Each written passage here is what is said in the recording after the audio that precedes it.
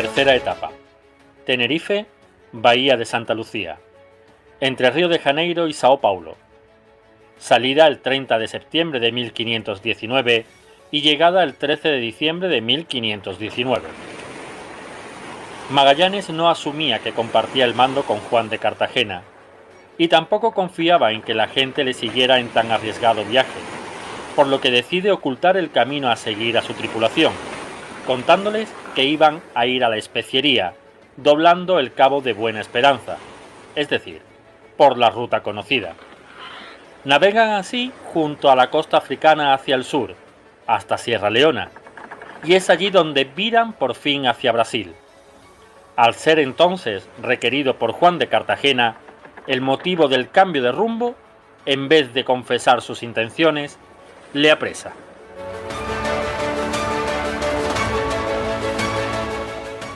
Francisco Albo empieza a hacer anotaciones en su derrotero el 29 de noviembre de 1519, cuando se sabe cerca ya del Cabo de San Agustín, Cabo Branco, punta más oriental de Brasil.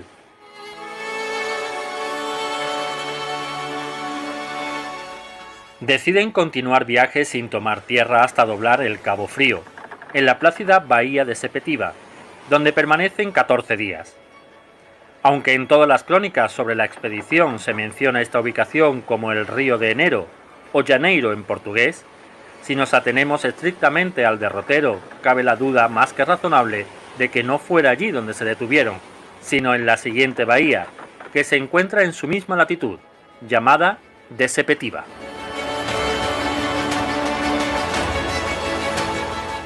Si nos atenemos al memorial que dejó escrito Magallanes al rey acerca de la ubicación de las Molucas, en el que proporcionaba diversos datos geográficos de la tierra para justificar que estas islas se ubicaban dentro de la zona de demarcación española,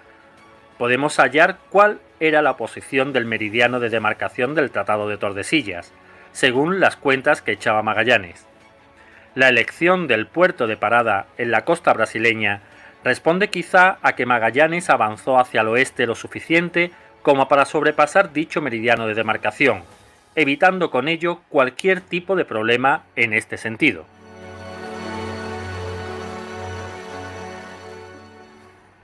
El 20 de diciembre, estando la Armada surta en este puerto, se sentencia a muerte al maestre de la Victoria, Antón Salamón,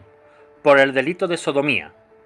En este puerto se incorporará a la expedición un hijito mestizo del piloto Juan López Carballo, fruto de una relación mantenida en un viaje anterior hasta aquí.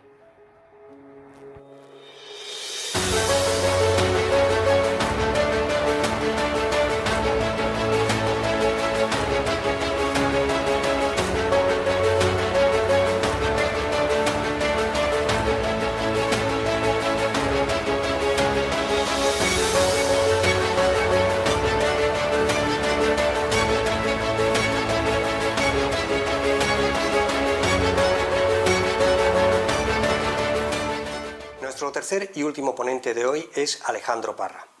psicólogo por la UAI, doctor en psicología por la UCES y psicoterapeuta en la práctica privada. Es profesor graduado en psicología por la Universidad Abierta Interamericana de Buenos Aires y docente adjunto e investigador universitario. Durante 15 años, desde 1990 al 2004, fue editor de la revista argentina de Psicología Paranormal y desde 2006 del boletín electrónico Sí.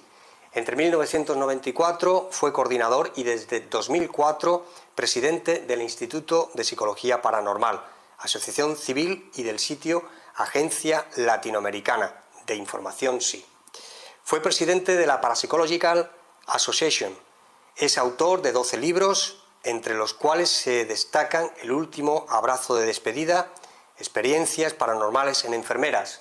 por la editorial Luciérnaga en el año 2019, y Neurociencias en la frontera de lo paranormal, por la editorial Kier en el año 2019. Os dejamos con su conferencia Experiencias paranormales de enfermeras.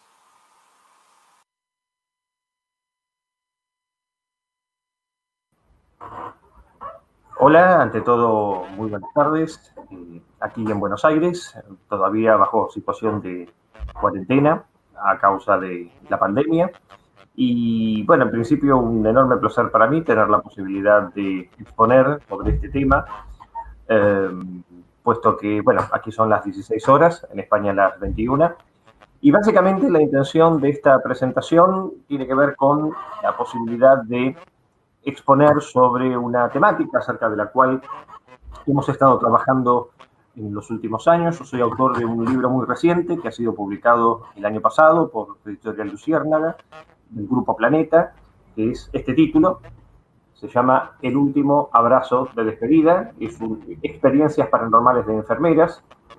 Este libro, afortunadamente, ha tenido muy buena repercusión, sobre todo en España. Aquí no ha llegado todavía, pero al menos es una buena posibilidad para exponer acerca de una temática que se conoce relativamente poco, aunque en realidad es casi tan antigua como la parapsicología misma, y que tiene que ver con aspectos que involucran el ámbito en donde cierto tipo de experiencias paranormales ocurren. Básicamente, este estudio comenzó a partir de la inquietud de una estudiante mía en la universidad donde yo dicto clases, en la Facultad de Psicología,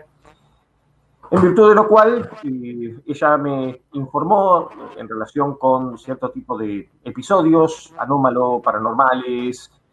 apariciones, voces que se escuchan, ruidos extraños, llantos, movimientos de objetos, timbres que suenan en forma inexplicable, coincidencias asombrosas. Y este tipo de episodios en realidad nos motivó a la producción de una tesis de grado con la cual se graduó exitosamente. Y por supuesto yo continué el trabajo de investigación llevando a cabo una serie de entrevistas sobre todo a enfermeras, pero también la extendí, aunque mínimamente, a médicos, personal de limpieza, asilos de ancianos, neurogeriátricos, en fin, a todo el ámbito de la salud. Y de hecho, bueno, colegas en otros países incluso intentaron iniciar, un poco a causa del libro y de la repercusión de este tema, acerca del cual publicamos varios artículos en revistas de enfermería, en revistas en inglés, y hay, bueno, de hecho, una versión en portugués y en inglés publicadas acerca de esto. Lo cierto es que la repercusión en torno a episodios anómalos paranormales que ocurren en ámbitos hospitalarios alcanzó una repercusión francamente sorprendente para nosotros y particularmente para el equipo de trabajo que me acompañó, entrevistando enfermeras y haciendo contactos, porque por supuesto este tipo de eventos y fenómenos no suelen ser, digamos, confesados abiertamente por el personal de enfermería, a pesar de que ocasionalmente muchas de ellas aparecen interesadas en estos temas. Y de hecho, bueno, hay una serie de experiencias que me han resultado sumamente interesantes que por supuesto me gustaría compartir. Yo por lo general uso un PowerPoint. En esta ocasión me pareció más coloquial y más informal la posibilidad de exponer algunos de estos casos sorprendentes y evitar, de todas maneras, cuestiones demasiado técnicas. De todas maneras, estos trabajos fueron presentados bajo la modalidad de pósteres, en simposios, congresos, jornadas y una cantidad de eventos. En todos ellos, por supuesto, sobre todo en aquellos que estaban asociados a la enfermería, resultaron sumamente atractivos. Y una de las características que más me sorprendió es sobre todo el hecho de que, en general, en el ámbito de la enfermería ha habido relativamente poca capacidad de asombro, sobre todo porque para el ámbito de la enfermería, y sobre todo particularmente en el ámbito hospitalario, este tipo de experiencias no son tan asombrosas ni paranormales, si bien, por supuesto, y esto es algo que aparece en nuestro estudio de encuesta, acerca de la cual voy a referirme, en general tiende a haber un asombro inicial por parte, sobre todo, de enfermeras más jóvenes, en tanto que las enfermeras más veteranas, o las que tienen mayor experiencia, o las que han tenido, ya sea de oficio o academizadas, o sea, que han estudiado enfermería en ámbitos universitarios, en general, aunque tienden a ser un poco más escépticas, reconocen, sobre todo a partir de las experiencias quizá de sus padres, que han sido enfermeros a su vez, o de otros colegas, ¿no? Y esto también formó parte del estudio, comenzamos a notar que en esta comunidad existe una aceptación, digamos, bastante prominente en cuanto a cierto tipo de episodios que podrían ser calificados como paranormales y sobre todo involucran cuestiones de carácter espiritual. De hecho, en el ámbito de la enfermería es muy común las prácticas en las cuales muchas enfermeras incluso utilizan técnicas alternativas como Reiki o imposición de manos u otros tipos de procedimientos. O sea que hay una suerte de aceptación tácita de que cierto tipo de episodios de estas características afectan al menos a una proporción, ¿no? Que ronda, yo diría, entre el 25 al 30, casi 40% de las enfermeras que de hecho nosotros entrevistamos. Y, por supuesto, tuvimos la posibilidad, en el contexto de este estudio mucho más refinado, la posibilidad de comparar características psicológicas, perceptuales, características de personalidad asociadas con la producción de este tipo de eventos. De modo que, digamos, globalmente hablando, este estudio involucró una serie de características, no solamente en términos de, digamos, las experiencias que las enfermeras relataban, sino también en relación con las enfermeras que nunca tuvieron experiencias, pero que nos sirvió también como un grupo control con el propósito justamente de comparar estas características psicológicas y de personalidad. Dicho esto, lo que me parece interesante, por otra parte, rescatar, y digo particularmente en el ámbito o en el contexto de la cultura española, sobre todo en relación con los episodios paranormales y por la apetencia que en el público español en general tiene en torno a cierto tipo de episodios paranormales y el estudio en general de estos episodios, como el que voy a mencionar de las enfermeras. En la Argentina, por el contrario, no hay una explosión de interés paranormal tan impresionante como la que existe particularmente en la cultura española y digamos, en general en el ámbito europeo, porque la tradición argentina en torno a este tipo de cuestiones ha sido, por lo general, un poco más socialmente escéptica y particularmente en el ámbito académico también. De hecho, nosotros aquí en el Instituto de Psicología Paranormal hemos trabajado largamente, ¿no? Y con dureza en un intento de obtener un reconocimiento por parte de la parapsicología en el ámbito académico y hemos tenido éxito con algunas iniciativas. Pero, sin embargo, todavía, por ejemplo, en la Argentina no existen programas de televisión, no existen revistas, no existen incluso muy pocos programas de radio ocasionalmente, sí quizá por internet, pero en general no es un tema que llame demasiado la atención en contraste con lo que ocurre en España, por supuesto. De modo que lo que voy a presentar puntualmente tiene que ver fundamentalmente con un tipo de experiencia que por lo general es sobre todo particularmente más común, no solamente en este contexto, sino también por el hecho de que nuestro propio enfoque epistémico en torno a este tipo de experiencias, y digo particularmente enfoque epistémico porque en realidad nuestro abordaje no está centrado, o al menos no está tan centrado, en examinar la naturaleza física u objetiva de estos fenómenos. O sea, no tenemos recursos ni posibilidades, por ejemplo, de ingresar a un hospital y hacer mediciones con equipos y tecnología y la posibilidad de ingresar, digamos, con recursos a este nivel, sino que más bien abordamos una perspectiva, sobre todo más psicológica, con el propósito de trazar una anatomía fenomenológica de la persona, en particular en este caso la enfermera, como la percipiente, o sea, la persona que tiene la experiencia paranormal y su testimonio fundamentalmente. Un método que, digamos, en general yo creo que a ufólogos o a otros expertos interesados en fenómenos poltergeist, apariciones, fenómeno ovni, etcétera, podría seguramente ser de mucho interés, porque nos permite tener un panorama descriptivo bastante más sólido y limpio acerca de cuáles son las características que afectan la experiencia paranormal, sobre todo en términos del impacto emocional, la posibilidad de trazar un patrón de conducta o del sistema de creencias de las personas involucradas en este tipo de experiencias. Por supuesto, lo que es interesante desde este punto de vista es que la experiencia vista desde el lugar del experiente, más que la posibilidad de examinar el fenómeno objetivo, para nosotros resulta de una riqueza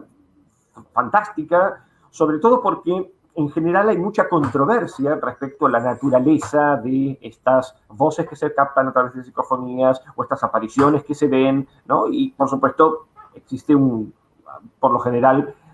una tendencia a la manipulación o al engaño o a la percepción de pareidolias o de imágenes que parecen ser apariciones pero no lo son, y esto aparece con mucha frecuencia en la evidencia fotográfica, fílmica y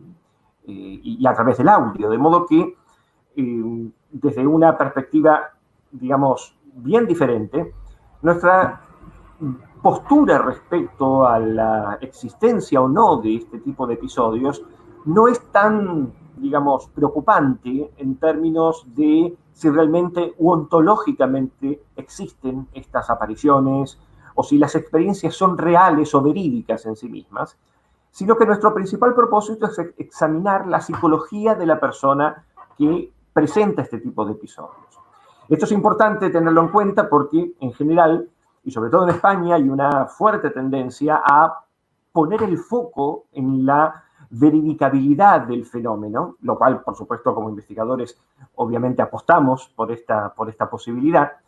pero desafortunadamente las evidencias a veces son bastante pobres o los recursos tecnológicos no son suficientemente refinados o precisos como para poder hacer una evaluación objetiva, de modo que cuando tenemos frente a nosotros al testigo,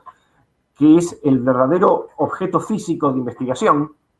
allí tenemos entonces un buen parámetro para examinar la verificabilidad de la experiencia, más allá de que, por supuesto, también puede existir la posibilidad de la fabulación, el engaño, el fraude, etc.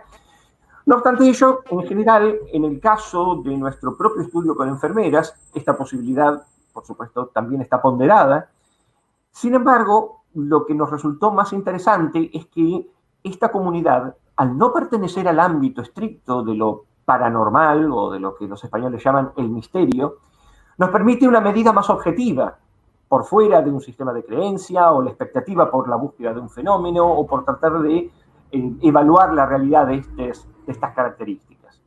De modo que, en este sentido, lo que vamos a examinar aquí tiene que ver con esta medida objetiva y subjetiva al mismo tiempo de las características fenomenológicas de esta experiencia. En este libro, El último abrazo de despedida, yo pongo el foco fundamentalmente en episodios que no solamente las enfermeras han tenido en el ámbito hospitalario, como ser, por ejemplo, apariciones, movimientos de objetos, timbres que suenan y cuando la enfermera va a aquella habitación no encuentra a nadie y el timbre está en perfectas condiciones, no hay ningún desperfecto, ni ninguna falsa conexión, o, por ejemplo, episodios en donde las enfermeras sienten cambios térmicos, como por ejemplo escalofríos, y a los pocos minutos se enteran que un paciente acaba de fallecer en ese mismo lugar, o episodios en donde no solamente una, sino varias enfermeras, 2 o 3, perciben exactamente la misma figura o sombra o supuesta entidad que está allí presente. Si bien es cierto de que han habido muchos estudios, por ejemplo, en hospitales abandonados o en ciertos sitios en donde, en realidad, muy lejos de esto, nuestro propósito fue examinar aquellos hospitales que están actualmente activos. Y una característica interesante del ámbito hospitalario desde este punto de vista es el hecho de que hoy día el reporte de estas experiencias es mucho más frecuente que lo que era en el pasado. De hecho, las personas en general morían en sus casas, al menos desde siglos hasta al menos las décadas del 20 y del 30. En el siglo pasado, de hecho, el inicio de la investigación parapsicológica, particularmente los estudios llevados a cabo por Edmund Gurney, por ejemplo, Frederick Myers, Frank Podmore, Charles Richet, que era fisiólogo y médico, y una comunidad, aunque pequeña, pero interesada en este tipo de episodios, recogieron muchos testimonios a partir de un procedimiento que se conoció bajo el nombre de el censo de alucinaciones, conducido por Myers, Podmore y Gurney en Inglaterra, año 1886. En aquellos años, estos tres investigadores, hombres además de buena fortuna, invirtieron gran parte de su capital con el propósito de contratar personas para llevar a cabo un censo en el cual aproximadamente el 10% de la población británica dijo haber tenido al menos una vez en su vida algún episodio de lo que ellos llamaron alucinación telepática. Estos episodios de alucinación telepática involucraban por lo general eventos en los cuales las personas a distancia sabían que otra persona moría en otro lugar, o experimentaban la visión de una entidad, por lo general un ser querido fallecido, que a los pies de la cama se comunicaba con ellos y cuando despertaban se enteraban la noticia o la información de que este ser querido había fallecido en aquel lugar. Y episodios de esta naturaleza comenzaron a llamar la atención de los investigadores. Es interesante, de hecho, que una pequeña proporción de estos casos, aproximadamente entre el 25 y el 30%, no tan pequeña, reconoció de que muchos de estos episodios ocurrían fundamentalmente en las casas de las personas y sobre todo en torno al lecho de muerte. Y justamente la mayoría de los testigos de estos episodios eran los familiares que cuidaban al paciente terminal en tiempos en donde la medicación paliativa y contra el dolor frente a enfermedades terribles como el cáncer y otras no estaban tan desarrolladas. Los pacientes, por supuesto, sufrían de grandes dolores y las muertes eran sumamente angustiantes y sufrientes. En consecuencia, una práctica muy común era contratar enfermeras para, sobre todo en las casas de personas ricas, para entonces atender a estas personas que estaban en esta fase terminal. No muy diferente de lo que se hace actualmente, aunque en realidad hoy día muchos ancianos y personas mayores mueren en asilos de ancianos. En consecuencia, los asilos de ancianos, los neurogeriátricos o los lugares en donde se preserva la vida de las personas mayores, en general son lo que podríamos llamar un caldo de cultivo en términos de la producción de este tipo de episodios anómalos o paranormales. En segundo lugar, es sumamente curioso advertir que por lo general bajo estas condiciones las enfermeras solían mencionar eventos como, por ejemplo, visiones en el lecho de muerte, ¿no? Lo que en inglés se llama deathbed experience, o sea, el momento en que el paciente, estando en su cama, minutos, horas o días antes de morir, comienza a tener experiencias que podrían ser calificadas como alucinaciones. Y de hecho, en la medicina existe una categoría, sobre todo en gerontología, que se conoce como psicosis preterminal, que es un episodio que por lo general puede ocurrir en pacientes, algunos con deterioros cognitivos como el Alzheimer u otras patologías, en los cuales los pacientes se tornan confusionales y comienzan a tener alucinaciones, como por ejemplo que ven niños, que ven sombras o que su papá o su mamá los viene a visitar y así. Pero en torno a estos episodios hay algunos casos excepcionales en donde algunos pacientes, incluso gente joven, pero también sobre todo ancianos en los asilos, suelen tener experiencias en las cuales una determinada entidad, como por ejemplo su mamá o su papá o un hermano ya fallecidos anteriormente, o incluso en el caso de algunos niños con enfermedades terminales, que suelen tener experiencias de ver a sus propias mascotas, que fallecieron antes que ellos. Muy rara vez las personas que dicen ver están vivas en el momento en que ellos la ven, sino que esas personas han muerto, y significativamente en estos episodios calificados como psicóticos, pero que en realidad tenemos severas dudas acerca de si lo son, suelen tener experiencias en donde el relato común involucra una frase que es algo así, con algunos matices, diciendo que tal persona viene a buscarlo. A veces no se trata de una persona, a veces se trata de dos seres alados, identificados como ángeles, dos puntos luminosos, o un ser de luz, o Jesús, o la Virgen María, o alguna otra figura religiosa, que les pide que los acompañe y por lo general, más allá de si comunican o no el mensaje, lo cierto es que hay una certeza por parte del paciente, en esa condición a veces de deterioro cognitivo, en la cual el paciente reconoce de que ha llegado un momento límite o ha llegado o sabe intuitivamente que su tiempo está por terminar. Y las reacciones al respecto son muy interesantes porque uno podría pensar, bueno, si este ser o esta entidad no simplemente aparece y según el relato en general no dice nada o no habla la entidad, ¿no?, en términos de una comunicación, sino que la entidad supuestamente observa, a veces el testimonio en general suele ser que esto viene, digamos, a partir del testimonio de la enfermera, que es quien se comunica con su paciente y le da estos datos. El paciente le dice, acaban de visitarme a mi mamá y me dice que me vaya con ella, pero yo no me quiero ir, yo me quiero quedar acá.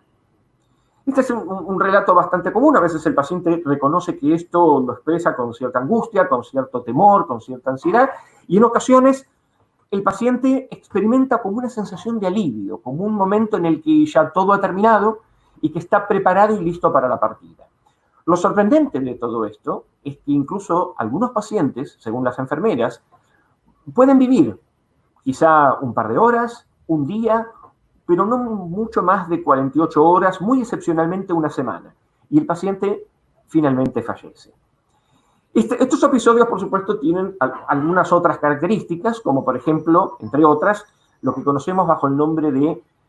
lucidez terminal. La lucidez terminal es un episodio relativamente raro, incluso la literatura neurológica y artículos recientes no lo mencionan muy frecuentemente,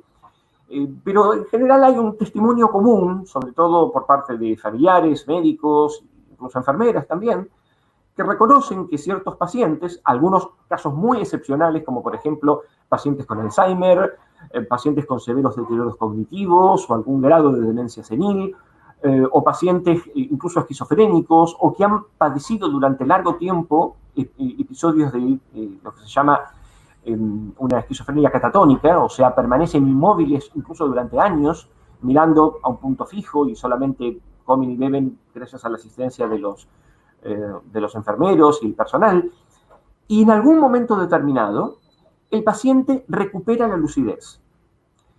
En esta recuperación de la lucidez, lo sorprendente desde el punto de vista neurológico es que el paciente es capaz de reconocer no solamente a sus enfermeras, sino también a sus familiares, a sus hijos, recuerda eventos de su pasado, incluso de su infancia,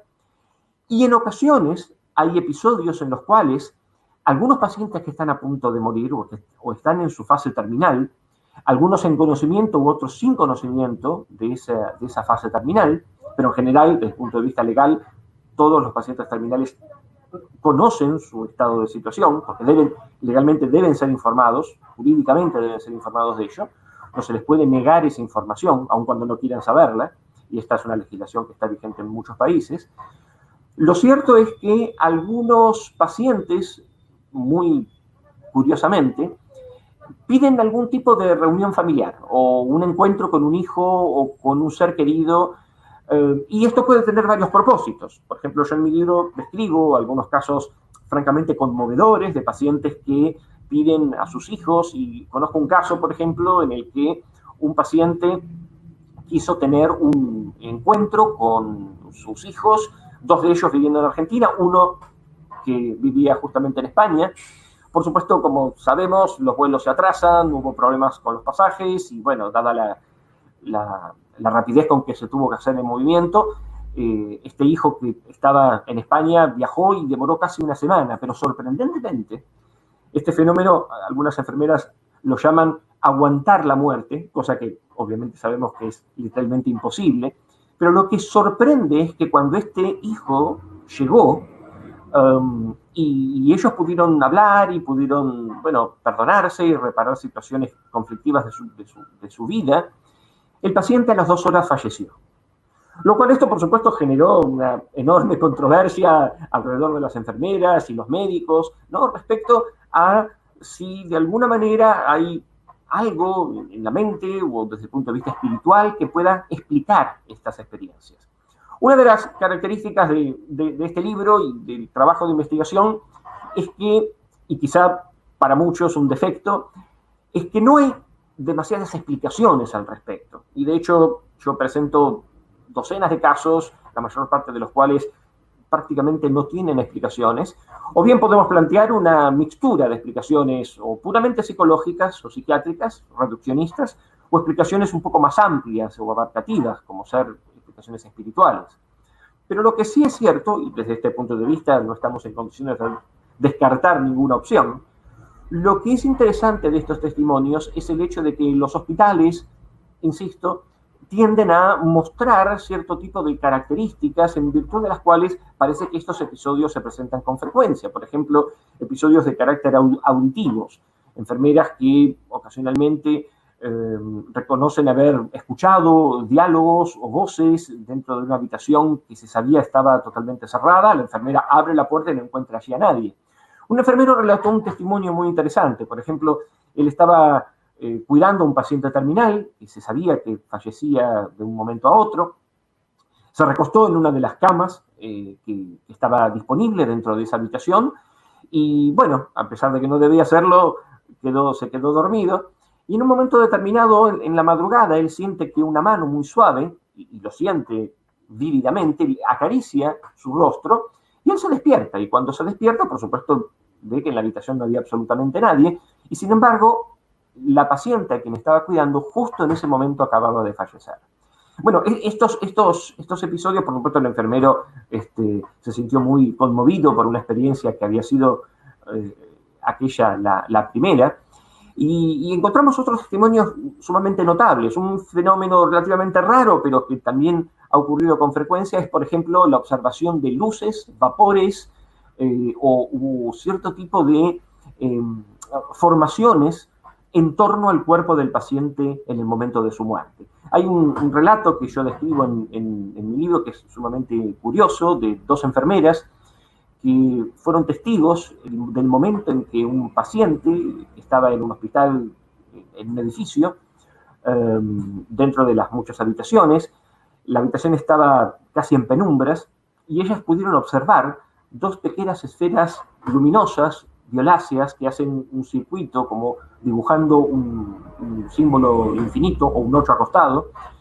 Las enfermeras quedaron sorprendidas. Una de ellas incluso quiso llegar a coger uno de ellos,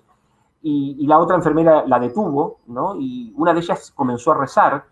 Dos familiares que estaban allí presentes también fueron testigos de ese episodio y bueno, y escaparon corriendo, asustadas, naturalmente, aterradas por esto que habían observado. En un momento determinado, estas pequeñas esferas luminosas, que apenas duraron unos pocos segundos, desaparecieron, y el paciente en ese momento justo había fallecido. A consecuencia de esto, bueno, las enfermeras comenzaron a prestar más atención a estos episodios, y en general recogimos relatos muy impresionantes, como por ejemplo de personas físicamente presentes. De hecho, una de ellas llegó a mostrarnos una fotografía obtenida, aunque por supuesto está prohibido fotografiar a los pacientes. Ella de alguna manera sintió que debía hacerlo, le tomó una foto y cuando reveló la foto, incluso comparó la secuencia de imágenes, porque había tomado varias. En una de ellas aparecía una suerte de luminiscencia, como una nube en torno a un paciente que acababa de morir justo en aquellos momentos. Episodios de estas características, o como por ejemplo en otras ocasiones, una enfermera en una nursería, en una sala de maternidad, observó como un bebé, una cunita, se mecía en un momento determinado, y cuando ella se aproxima a esa cuna para ver si el bebé estaba bien, observó nítidamente a una mujer del tamaño de un ser humano, o de una mujer, aproximadamente 1,60 m, 1,70 m, apoyando lo que parecía ser una mano a la cuna, y la imagen automáticamente desapareció.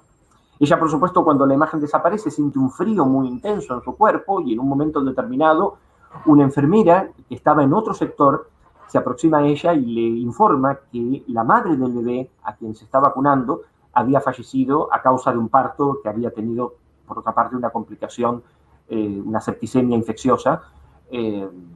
con el cual había muerto justo en ese momento, pero que esta mujer estaba internada en otra sala del hospital allí. Episodios de esta naturaleza, lo que sorprenden,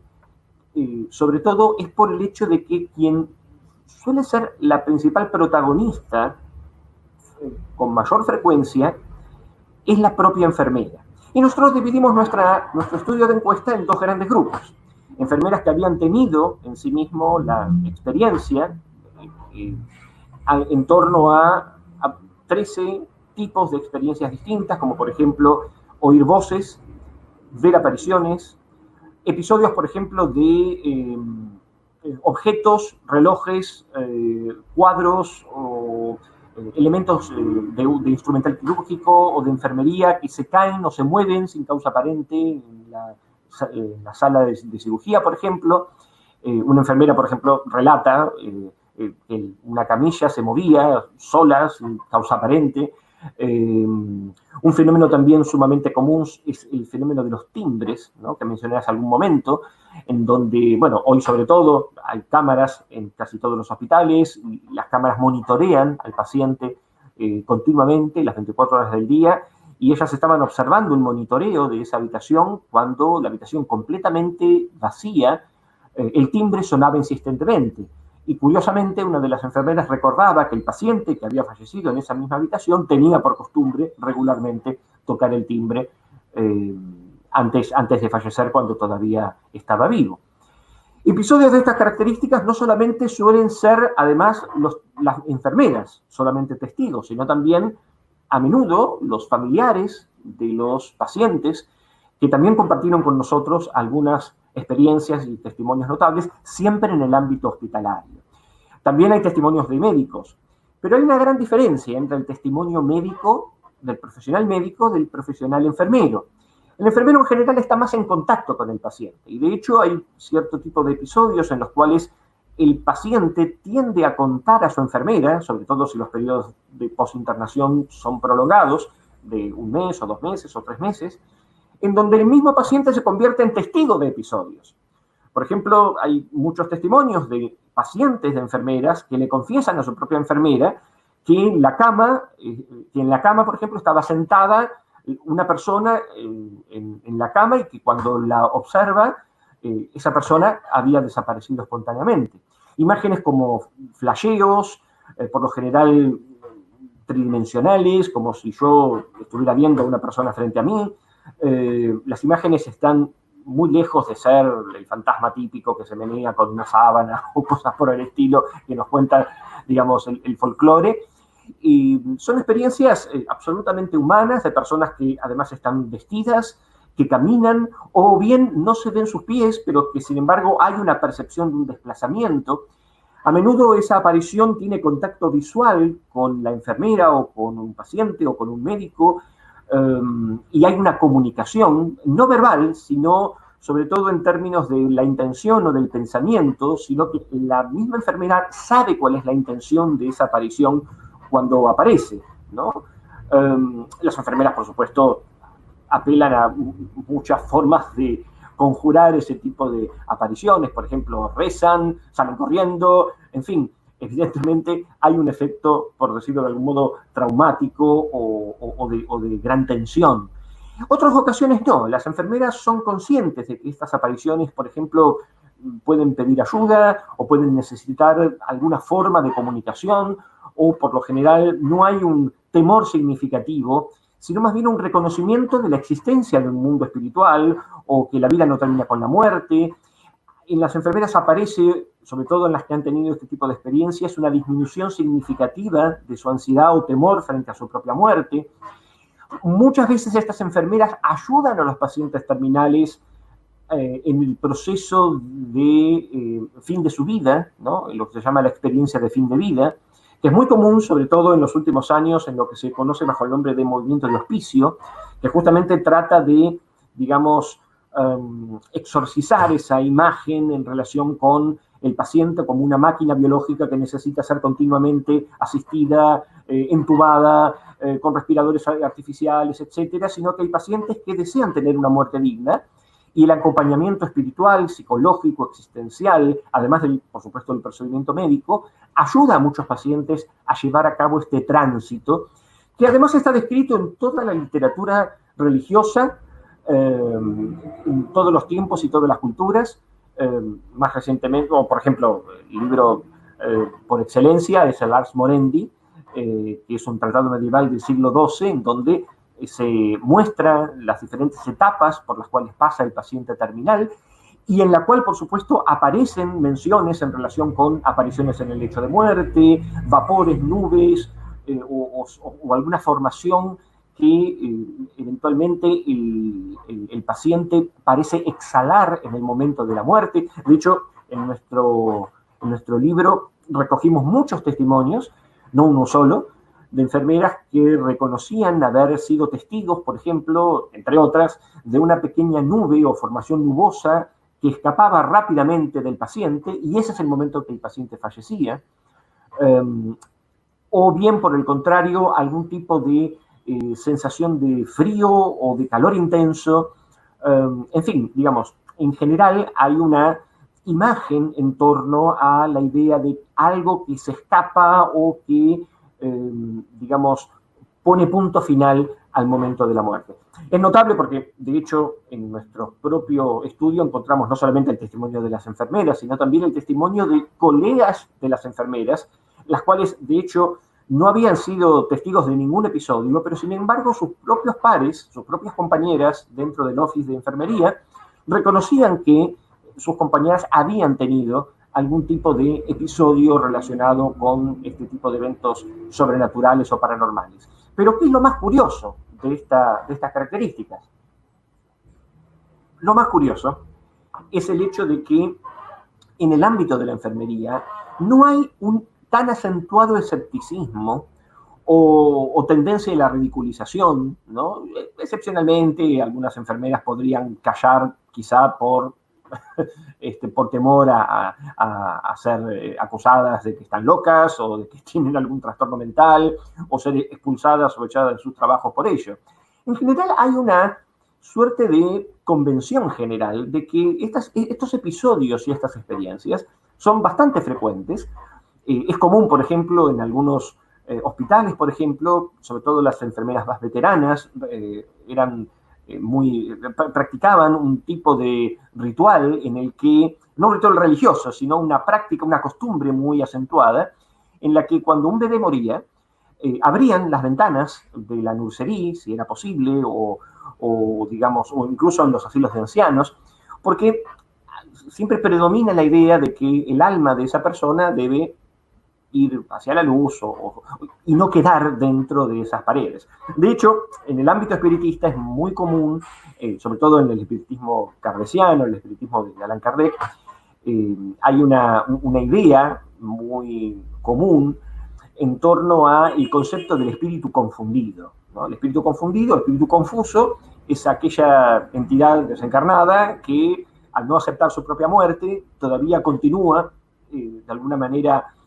perpetrando el lugar en donde ha muerto, y es así que personas que son de alguna manera sensitivas o mediums o que tienen alguna capacidad de sensibilidad mediúmnica son capaces de ver, o algunas personas también son capaces de, aunque no vean, pueden sentir y entonces experimentan náuseas, vómitos, dolores de cabeza, mareos o algún tipo de síntoma en particular. Por supuesto, uno puede tomar este tipo de testimonios con cierto grado en un grado de escepticismo o de carácter verídico. Lo cierto es que los hospitales han sido históricamente un espacio en el que las personas viven y mueren continuamente. En consecuencia, el hecho de que haya episodios relacionados con la muerte de un paciente y que ese tipo de experiencias espirituales puedan ser percibidas por un perfil particular de enfermera, no es algo totalmente sorprendente. De hecho, en nuestro estudio llevamos a cabo lo que podríamos llamar un característico perfil de enfermera sensitiva. Este concepto, enfermera sensitiva, involucra varias características. En primer lugar, el carácter empático de la enfermera. La enfermera, sobre todo aquella que es más empática, en general tiende a experimentar mayor estrés. No solamente el estrés laboral, porque el ámbito hospitalario es un trabajo, si bien no insalubre, pero sí se lo llama trabajo de tensión emocional, ¿sí? O sea, este estrés emocional involucra el contacto cotidiano con pacientes, con el dolor, con el sufrimiento, con la situación de emergencia, con la resolución rápida de problemas, etcétera. Y esto puede generar un campo de tensión para el cual algunas enfermeras están capacitadas para afrontar, otras quizá no. Pero una característica que contribuye al afrontamiento al estrés es el carácter empático, es la capacidad de ponerse en el lugar del paciente, hablar con él, ponerse en sus zapatos, tener la posibilidad de establecer un diálogo, y ahí el paciente seguramente se abre a la posibilidad de comunicar sus propias experiencias, miedos, ansiedades y temores. De hecho, la formación espiritualista o, digamos, una educación más abierta a la posibilidad de que la enfermera tenga un criterio en el que sea posible mayor cultura espiritual para trabajar con pacientes que están en esa situación, lamentablemente no forma parte de la currícula de ninguna academia de enfermería ni ningún programa universitario al respecto. Rara vez las enfermeras tienen un conocimiento sólido respecto a qué hacer frente a un paciente terminal. Por lo general apelan a un sentido común o a un criterio básico o humanístico global o al sentido común personal. Pero en general no hay una formación adecuada en la enfermería, no solamente en España, sino también incluso en la Argentina y en otros países, que esté apropiadamente en condiciones de brindar aspectos que se refieran a la formación, el entrenamiento y la educación en la práctica de la enfermería y particularmente a la espiritualidad. Por lo general, se delega esta tarea a pastores, rabinos, sacerdotes o personas del ámbito religioso, asumiendo que solamente el religioso es capaz de abordar problemáticas de orden espiritual, lo cual, por otra parte, es un error. La enfermera también puede, digamos, trabajar incluso hasta con pacientes ateos. Otra característica interesante es que muchas veces los testimonios no provienen solamente por parte de personal de enfermería. Incluso hemos llegado a entrevistar personal de limpieza, aquí se llama personal de maestranza, pero en general este tipo de episodios no afectan solamente a las enfermeras per se. Incluso he llegado a tener conversaciones con jefes de servicio o directores de algún hospital, y ellos también confirman este tipo de episodios o que las enfermeras traen estas historias a sus despachos y así. Pero, por supuesto, como una enfermera alguna vez me dijo, una frase muy, muy repetida en otros ámbitos, que es ver, oír y callar. O sea, en términos generales, hay una tendencia, digamos, positiva a la ocurrencia verídica de estos episodios. No obstante, a veces es preferible mantener, digamos, discretamente estos testimonios digamos, en silencio para evitar cualquier escarnio o ridiculización. Otro episodio también interesante ocurre no solamente en el ámbito del edificio hospitalario, sino también en asilos de ancianos, hasta incluso ambulancias, ¿no? Hay testimonios sorprendentes. Un médico nos relató en una ocasión que él fue a asistir a un paciente que había cometido suicidio, se había arrojado desde una terraza de aproximadamente 8 o 9 pisos. El paciente, bueno, estaba atendido en la calle, casi a punto de morir, obviamente, por la caída, y los médicos intentaron todas las técnicas de resucitación, de RCP y otros procedimientos, hasta que él, con un resucitador electroconvulsivo, intentó recuperarlo. Y una de las cosas que más le llamó la atención era que el equipo, cuando intentaba hacer el procedimiento electromecánico, se descargaba inexplicablemente, dejaba de funcionar. Nuevamente lo activaba, el equipo dejaba de funcionar. Era casi el último recurso que había para salvarlo. Una tercera vez lo intentó hacer y el paciente en ese momento acababa de fallecer. Él, bueno, por supuesto, frente a esa situación se le cruzó una idea en su mente y lo primero que sintió era que este paciente quería realmente morir, no quería retornar a la vida, y quizá de alguna forma intervino en el equipo del desfibrilador, ¿no? Y para intentar recuperarlo. De modo que esto en algún punto nos hace reflexionar fuertemente acerca de los límites entre la vida y la muerte y hasta qué punto, es una discusión dentro de la medicina paliativa y del tratamiento para el dolor y el ámbito que involucra lo que llamamos la tanatología, o sea, hasta qué punto los seres humanos estamos en condiciones de aceptar o rechazar la muerte cuando ésta llega y cuando es nuestro momento final, que nos va a llegar indudablemente a todos. Otros episodios en torno a esto ocurren también en general con pacientes que han, por ejemplo, pasado por experiencias cercanas a la muerte. ¿Sí? Conocemos una cantidad de médicos como Michael Sabon, por ejemplo, bueno, por supuesto Raymond Moody en los años 70,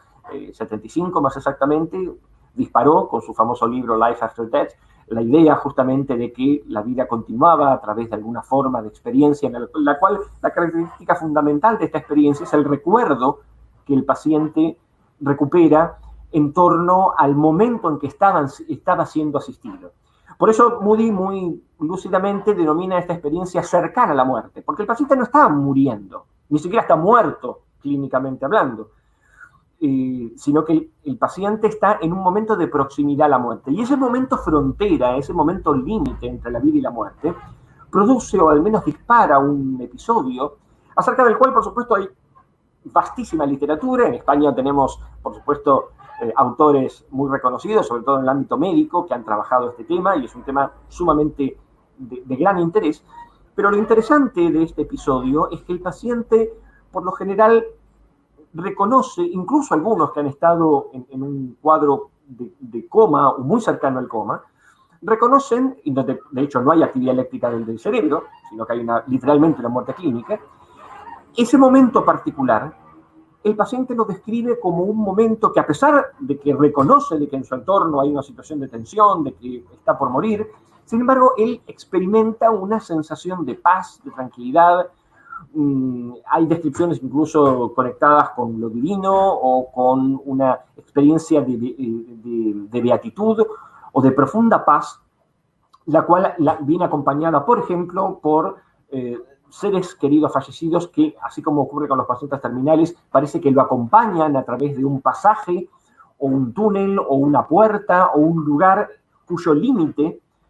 el paciente en general reconoce que ha llegado a ese punto y entonces debe retornar, ¿sí? La experiencia característica, según la mayoría de los expertos, contiene aproximadamente unos 14 características, ¿sí? Desde, por ejemplo, ver ciudades extraordinarias hasta algo muy parecido a lo que sería el equivalente a un paraíso, una profunda sensación de paz, el acompañamiento por algún ser, inteligencia, entidad divina, etcétera, que lo acompaña en ese proceso, y luego la experiencia del retorno. En general, esta experiencia tiene una amplia aceptación por parte de las enfermeras, porque de hecho muchas de ellas, al menos el 30% de las enfermeras que tuvieron, o de pacientes, mejor dicho, que tuvieron estas experiencias, la primera persona a quien confiesan este episodio es a una enfermera. Incluso hay un caso descrito en el libro en el que un paciente, y esto es francamente notable,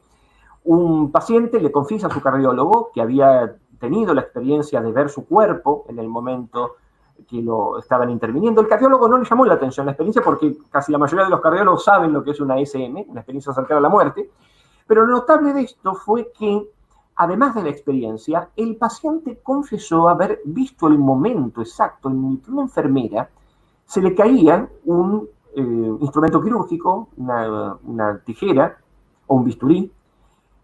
El objeto cae arriba del zapato de la enfermera o del calzado de la enfermera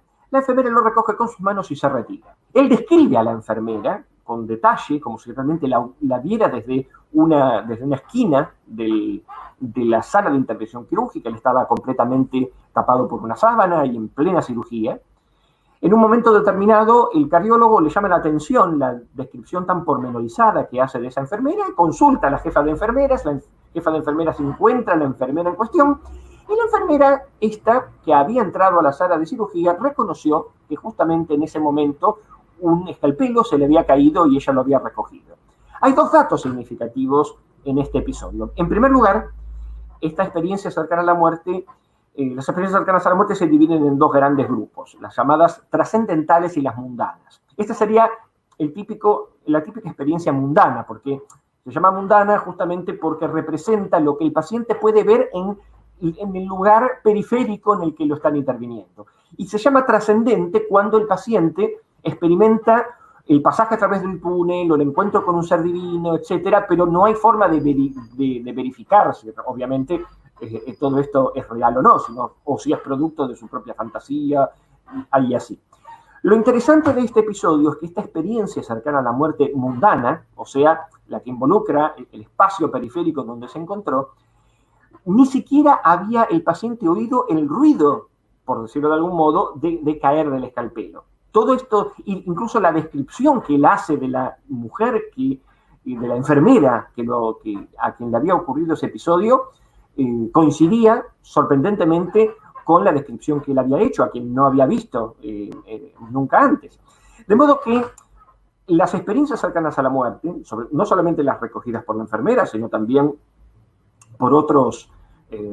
testigos, lo que dan cuenta es, en primer lugar, que nuestro cerebro no termina solamente en nuestra masa encefálica, sino que parece haber algo más allá de lo puramente físico,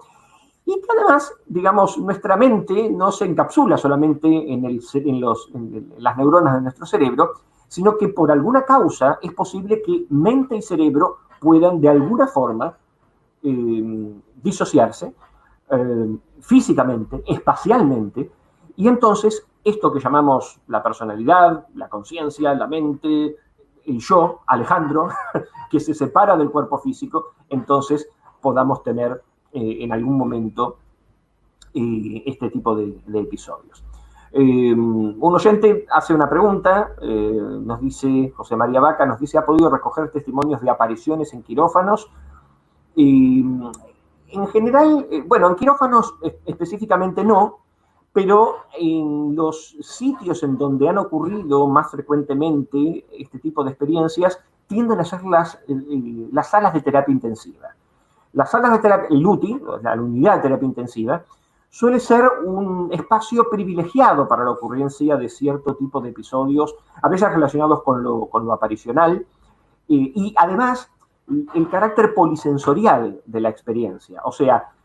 hay una predominancia de experiencias auditivas, o sea, oír voces, diálogos, llantos, ruidos significativos, que cuando la enfermera va a la fuente de donde ese ruido se produce, no hay absolutamente nada o nadie,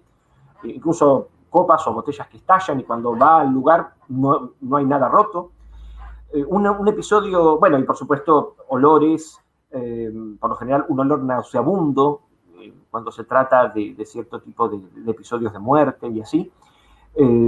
y sobre todo sensación de presencia, o sea, la sensación vívida y muy intensa de que algo o alguien está observando a la persona, sobre todo la enfermera, cuando está realizando tareas de higiene o esterilizando objetos o asistiendo a algún paciente, y la enfermera, obviamente que está sola en la habitación o está trabajando con un paciente, sabe que no hay nadie allí, y a pesar de que se da vuelta para ver, obviamente no encuentra a nadie. De modo que en general la experiencia no solamente es, digamos, objetivamente,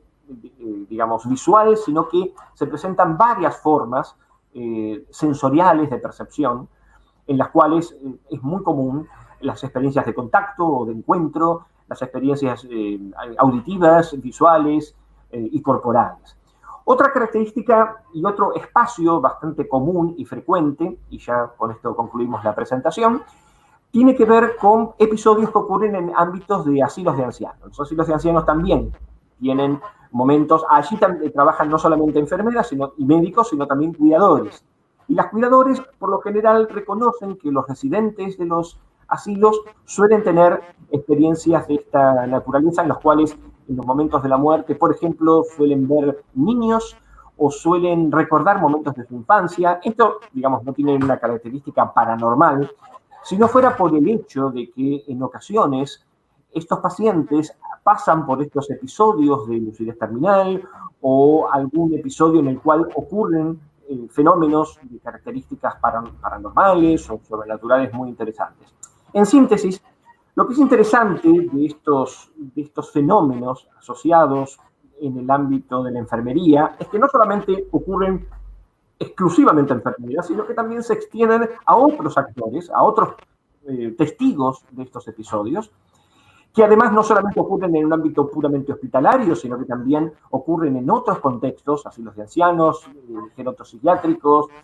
psiquiátricos mismos, ¿no? Que muchas veces experiencias que pueden ser vistas como cuadros psicóticos en realidad pueden tener características paranormales o sobrenaturales que